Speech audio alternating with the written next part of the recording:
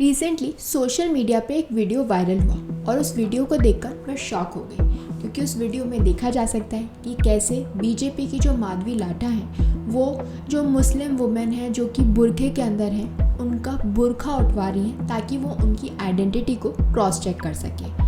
अब ये सब देख के मैं पूरी तरीके से शॉक थी और ये समझने की कोशिश कर रही थी कि क्या बीजेपी इनसिक्योर है या फिर वो मुस्लिम वुमेन को जो है नहीं चाहती, प्रमोट नहीं करना चाहती कि वोट डालें, इसीलिए इस तरीके के एक्शंस कर रही हैं कि उनको जो है डिस्करेज करें, या फिर शायद बीजेपी को इलेक्शन कमीशन के जो प्रोसेस है जो वो चेकिंग करते हैं उस पर भरोसा ही नहीं है, क्योंकि जो रूल्स हैं, जो लॉ है वो तो क्लियर है। और वो ये कहता है कि अगर कोई भी पर्दा नशीन वुमेन यानी ऐसी वुमेन, ऐसी औरत जो कि पर्दे में है, घूंघट में है, तो उसकी जो आइडेंटिटी है उसे सिर्फ एक लेडी पोलिंग ऑफिसर ही चेक कर सकती है, वो भी एक सेपरेट एनक्लोजर में, ताकि जो उनकी प्रिवेसी है, उनकी डिग्निटी है या फिर जो उनकी डिसेंसी है वो मेंटेन रहे। तो ऐसा स्पेशल एनक्लोजर बनवाया जाता है ऐसी वुमेन के लिए, ऐसे पोलिंग स्टेशंस पर जहाँ पर ज़्यादातर जो वुमेन है वो घूंघट में, पर्दे में या फिर बुरखे में आएंगी, तो उनके लिए इस तरीके की स्पेशल प्रोविज़न जो है रखा जाता है।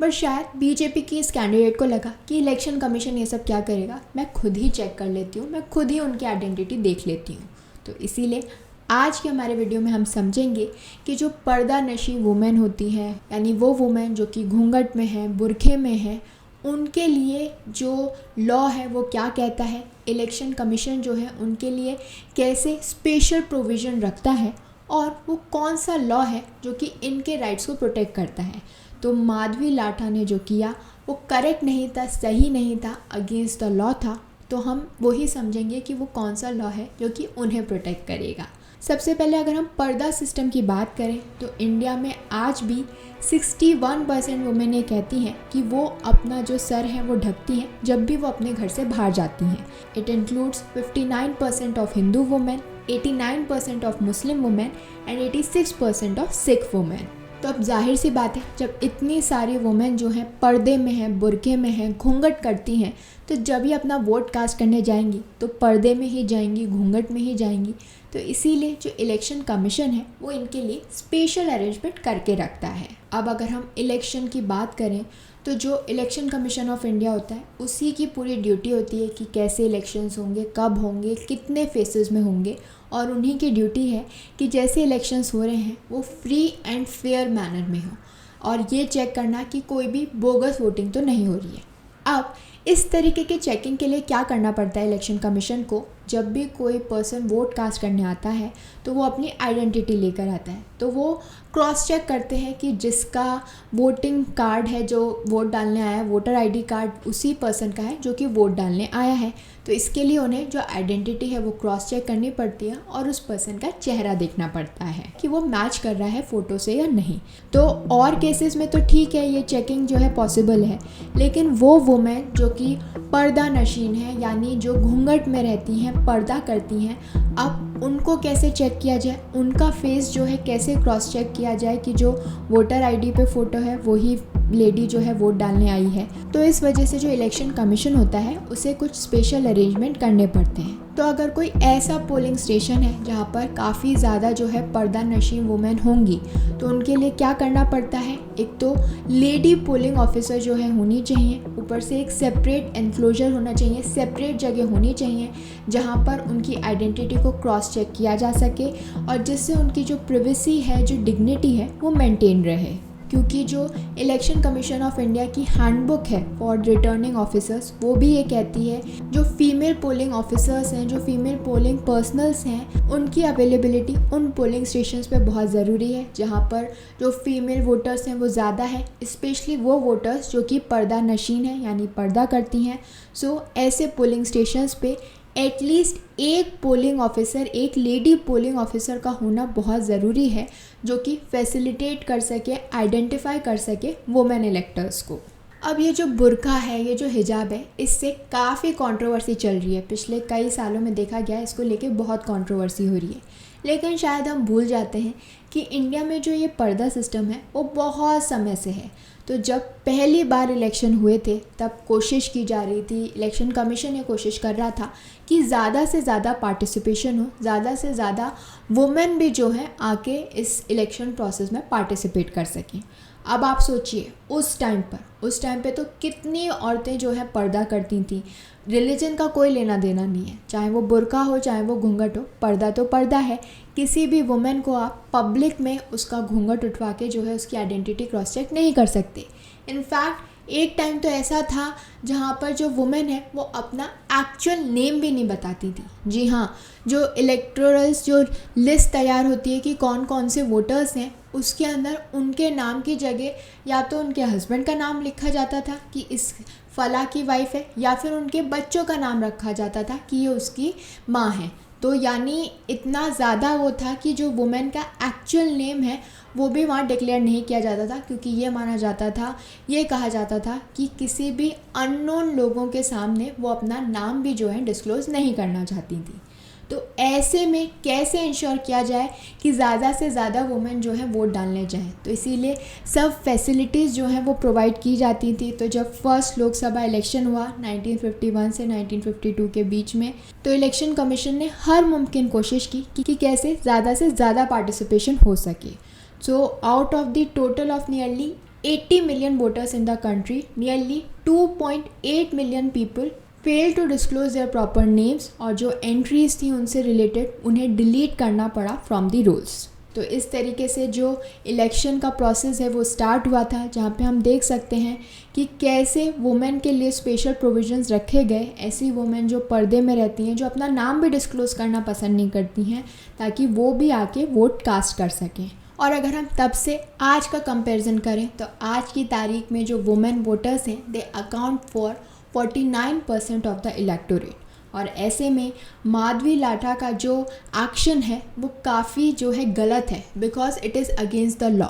अगर हम लॉ की बात करें तो जो रिस्पॉन्सिबिलिटी है, जो राइट है to verify the identity of voters, वो किसके पास है? इलेक्शन कमीशन ऑफ इंडिया के पास होता है, ना ही किसी कंटेस्टिंग कैंडिडेट या फिर उनके पोलिंग एजेंट के पास। तो उनके पास पोलिंग स्टेशन जाने का तो एक्सेस है, वो वहाँ पर जा सकते हैं, इंश्योर कर सकते हैं कि जो पोलिंग प्रोसेस है वो ढंग से हो रहा है, यानी उसमें कोई बाधा तो नहीं आ रही, कोई इंटरफेरेंस तो नहीं हो रहा। लेकिन वो वोटिंग प्रोसेस के अंदर जो है इंटरवीन नहीं कर सकते, उसके अंदर दखल नहीं दे सकते। और माधवी लाठा का जो एक्शन है उसे हम देख सकते हैं एज एन इंटरफेरेंस, और इसीलिए जो इलेक्शन कमीशन ऑफ इंडिया है उसने जो है उनके अगेंस्ट कंप्लेंट फाइल की है, एक FIR रजिस्टर की है under Indian penal code and the representation of the people act. तो जो पहला सेक्शन है जिसके अंदर FIR रजिस्टर की गई है वो है section 171 of Indian penal code, जो कि बात करता है अनड्यू इन्फ्लुएंस एट इलेक्शंस। तो इसका कहना है कि अगर कोई भी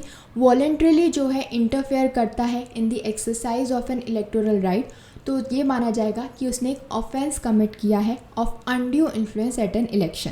जो कि माधवी लाठा ने किया है वो अननेसेसरी इलेक्शन कमीशन का जो राइट है, उसका जो प्रोसेस है, उसमें जाके दखल दे रही है। सेकेंड सेक्शन है सेक्शन 186 ऑफ IPC, जो कि ये कहता है कि अगर कोई भी वॉलंटरीली ऑब्स्ट्रैक्ट करता है एक पब्लिक सर्वेंट को, जब वो अपना पब्लिक फंक्शन कर रहा है, जब वो अपना काम कर रहा है, उस टाइम पे अगर कोई भी उसे ऑब्स्ट्रक्ट कर रहा है, उसे अपना काम नहीं करने दे रहा है, तो उस पर्सन को पनिश किया जाएगा with up to 3 months in prison and up to 500 rupees of fine और बोथ। तो इस केस में भी जो माधवी लाठा है वो इलेक्शन कमीशन का जो काम है वो जाके कर रही हैं, उन्हें करना है, उन्हें क्रॉस चेक करना है, उन्हें आइडेंटिटी चेक करनी है, लेकिन इलेक्शन कमीशन ना करके वो खुद ये काम कर रही हैं। नेक्स्ट सेक्शन है section 505 sub clause 1C of Indian penal code. ये डील करता है with the statement that cause public मिसचिफ। तो ऐसा कोई भी स्टेटमेंट जो कि कोई भी पर्सन पब्लिक में जो है देता है या पब्लिश करता है, सर्कुलेट करता है, या ऐसा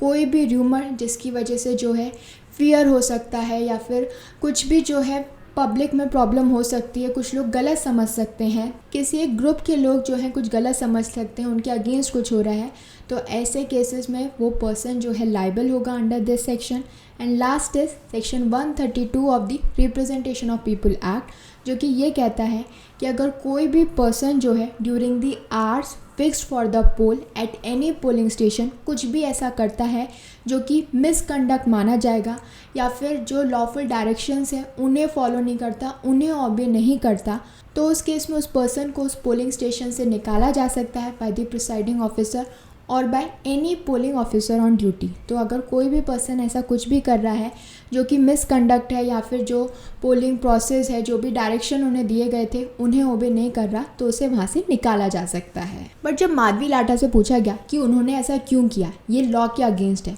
तो उनका जवाब ये था कि वो वुमेन है और उन्होंने वुमेन को ही तो चेक किया है, उनसे पूछ के चेक किया है, तो इसमें गलत क्या है। उन्होंने कुछ भी गलत नहीं किया। शायद उन्होंने ढंग से जो है रूल्स नहीं पढ़े, जिसके अकॉर्डिंग ये कहा जाता है कि सिर्फ इलेक्शन कमीशन के पास ये राइट है, पोलिंग ऑफिसर के पास राइट है, लेडी पोलिंग ऑफिसर के पास ही ये राइट है। भले वो लेडी हैं, इसका मतलब ये नहीं है कि वो खुद जाके लोगों की आइडेंटिटी क्रॉस चेक करने लगी। अगर हम माधवी लाटा की बात करें तो ये एक एक्ट्रेस हैं जिन्होंने काम किया है तेलुगु और तमिल फिल्म्स में, and she rose to prominence after her debut as a female lead in the 2008 movie Nachavule. और उन्होंने जो बीजेपी है उसे ज्वाइन किया था इन 2018, और इस बार के जो इलेक्शंस हो रहे हैं उसके अंदर वो इस इलेक्शन को लड़ रही हैं against the sitting MP and AIMIM chief Asaduddin Owaisi in Hyderabad. In fact ये माना जा रहा है कि उनके जो एक्शंस हैं उससे उनको तो फ़ायदा होगा नहीं, बल्कि उल्टा ओवैसी को ज़्यादा फ़ायदा होने वाला है, क्योंकि भले वो ये क्लेम कर रही हैं कि कुछ प्रॉब्लम थी, कुछ डिस्क्रिपेंसी थी, इसीलिए मैं इस तरीके से चेकिंग पे गई, बट उनके जो एक्शंस हैं it was against the law, जिसकी वजह से इसका फ़ायदा शायद उनका जो अपोनेंट है ओवैसी उन्हें मिल सकता है। So this was all about the पर्दा नशी वुमेन लॉ की क्या ऐसी औरतें जो कि पर्दे में रहती हैं, बुरखे में रहती हैं, जब वो वोट कास्ट करने जाती हैं तो उनके क्या क्या राइट्स हैं। I hope this information was helpful to all of you, और ऐसी और भी इंटरेस्टिंग एनालिसिस के लिए मेरे चैनल को लाइक, शेयर एंड सब्सक्राइब करें। Thank you.